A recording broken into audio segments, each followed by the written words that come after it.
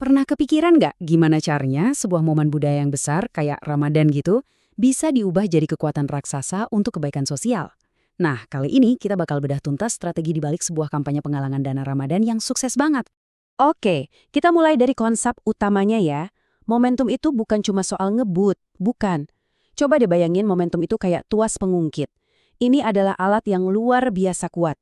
Dengan usaha yang sama, tapi karena ada daya ungkit ini, hasilnya bisa berlipat-lipat ganda. Oke, memanfaatkan momentum Ramadan. Pertanyaannya sekarang, gimana sih caranya momen sekuat Ramadan ini bisa kita sulap jadi sesuatu yang bermanfaat buat banyak orang? Kita semua tahu ya, di Indonesia, Ramadan itu wah beda. Ini bukan cuma soal ibadah, tapi udah jadi fenomena budaya yang gede banget. Ada semacam vibe positif di mana-mana yang nular ke semua orang. Nggak peduli apa latar belakangnya. Semangat kebersamaannya itu kerasa banget.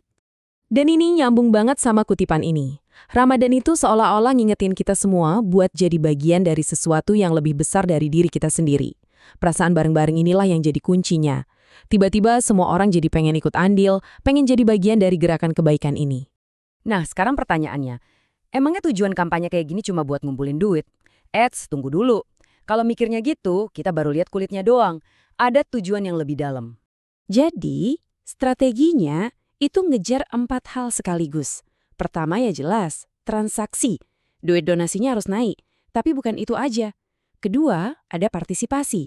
Ini soal gimana caranya bikin donatur merasa jadi bagian dari sebuah gerakan, bukan cuma ngasih duit terus selesai. Ketiga, jaringan. Ini soal ngegandeng macam-macam pihak buat ngebangun nama baik. Dan yang terakhir, yang paling keren, kolaborasi. Kerja bareng sama pemerintah, swasta, komunitas, biar dampaknya makin gede. Jadi ini bukan cuma soal donasi, tapi soal ngebangun ekosistem kebaikan. Oke, terus gimana cara ngebangun momentum ini biar nggak acak-acakan? Nah, ini dia intinya. Ada resepnya, ada 3 fase utama. Anggap aja ini playbooknya. Prosesnya itu bertahap, nggak bisa langsung tembak. Pertama ada fase pemanasan. Di sini tujuannya cuma satu, kenalan dulu, bangun kesadaran, belum jualan sama sekali. Udah anget, lanjut ke fase inkubasi. Di sini kita mulai bangun kepercayaan, kasih lihat bukti, testimoni, biar orang yakin. Nah, kalau pondasinya udah kuat, baru deh masuk fase terakhir, transaksi. Disinilah kita ajak orang buat beraksi dan berdonasi. Tapi gini, playbook secanggih apapun bakal percuma kalau kita nggak ngerti siapa yang kita ajak main, ya kan? Kita harus paham betul siapa donatur kita. Pernah mikir nggak sih, sebenarnya kenapa sih orang mau berdonasi? Ternyata motivasinya itu bisa kita pecah jadi 2, dari dalam dan dari luar. Ngerti dua-duanya itu penting banget. Nah, ini dia pembedanya. Di satu sisi ada motivasi internal. Ini yang datangnya dari dalam diri, dari keyakinan, dari panggilan hati. Di sisi lain ada motivasi eksternal. Ini lebih logis, lebih praktis. Misalnya, lembaga ini bisa dipercaya nggak?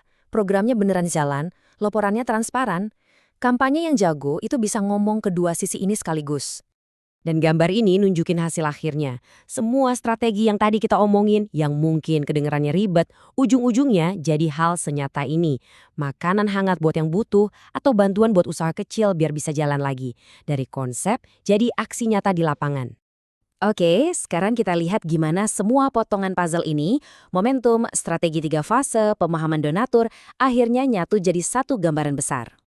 Jadi intinya apa? Intinya adalah mengubah energi alami dari sebuah momen budaya jadi sebuah kekuatan positif yang masif. Kalau playbooknya pas, dan kita benar-benar paham apa yang ngegerakin orang, yang tercipta itu bukan cuma riak-riak kecil, tapi benar-benar sebuah gelombang kebaikan yang dampaknya berkelanjutan. Poin pentingnya, strategi ini tuh nggak cuma buat Ramadan aja loh. Ini semacam cetak biru yang bisa kita pakai buat banyak hal. Nah, ini yang jadi pemikiran buat kita semua. Kesempatan buat bikin kebaikan itu sebenarnya ada di mana-mana. Tinggal kita jeli apa nggak ngelihat momentumnya.